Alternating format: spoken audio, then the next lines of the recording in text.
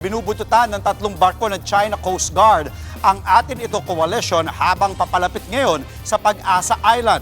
Hindi naman natitinag ang grupo. Nasa frontline ng balitang yan si Mobile Journal Arles de los Santos. Pasado alas 8 ng umaga kanina, nagsagawa ng Maritime Domain Awareness Flight sa West Philippine Sea ang Philippine Coast Guard. Makailang ulit nitong niradyuhan ang Chinese Coast Guard vessel na may bow number 3103 na higit 30 oras nang nakabuntot sa barkong MV Kapitan Felix Oca. Ito ang barkong sinasakyan ng atin ito civilian mission para magdala ng supply sa mga Pilipinong mangingisda sa Pag-asa Island sa Palawan.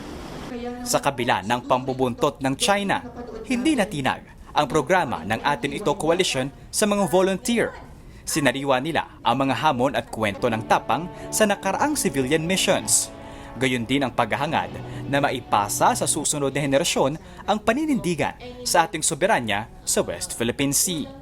Habang payapa ang paglalayag ng atin ito, binatikos naman ng Chinese Embassy ang civilian mission.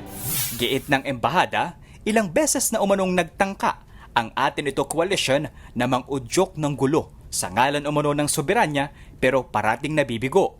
May buwelta naman dyan ang koalisyon.